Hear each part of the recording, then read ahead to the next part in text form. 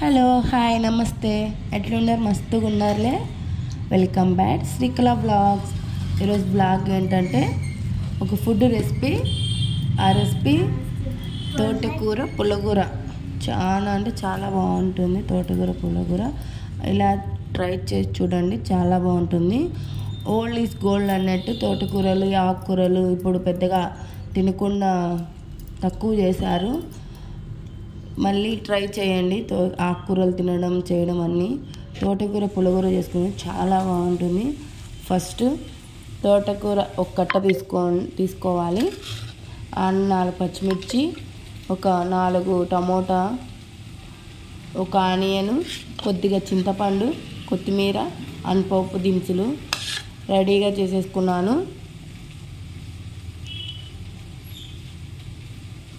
తోటకూర బాగా క్లీన్ చేసుకొని, ఎందుకంటే మట్టి చాలా ఉంటుంది. అండ్ కుక్కర్ పెట్టేసుకున్నా. కుక్కర్లో ఆయిల్ వేసేసుకున్నా.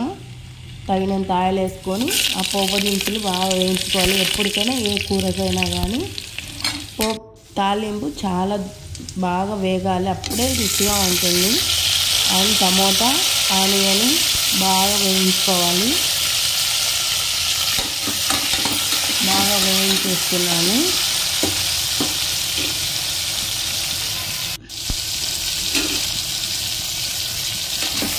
బాగా వేగిన తర్వాత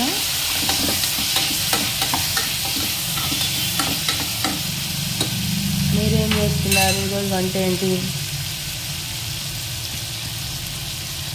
అండ్ పచ్చిమిర్చి, చింతపండు, కొత్తిమీర వేసుకొని అవి కూడా బాగా వేయించేసుకున్నాను. అవి బాగా వేయించిన తర్వాత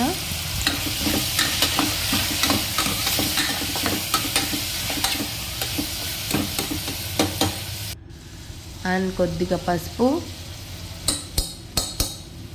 వేగాక తోటకూర క్లీన్ చేసి పెట్టుకున్నాం కదా, తోటకూర వేసేసి దాన్ని ఒక ½ గ్లాస్ వాటర్ వేసుకొని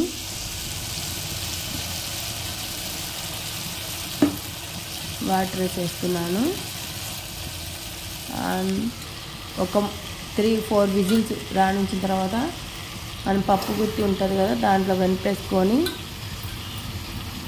తిన్నామంటే తోటకూర హెల్దీ తోటకూర రెడీ. ఉప్పు కూడా వేసుకోండి, మర్చిపోయాను, సారీ. ట్రై చేసి చూడండి, చాలా బాగుంటుంది. నచ్చితే లైక్ చేయండి, షేర్ చేయండి, కామెంట్ చేయండి, సబ్స్క్రైబ్ చేయండి. బట్ వంట ట్రై చేసి చూడండి, చాలా బాగుంటుంది. మీరేం చేశారు? ఈరోజు ఏంటి స్పెషల్? నేనైతే ఈరోజు తోటకూర పుల్లగూర అండ్ బెండకాయ ఫ్రై. సింపుల్. ఎప్పుడు ఇలా సింపుల్గానే చేస్తూ ఉంటాను. ఆకుకూర హెల్దీ, మంచిది కదా.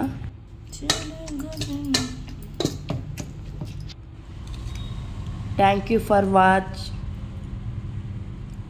Thank you.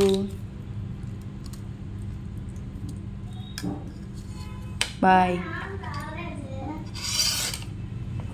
Thank you.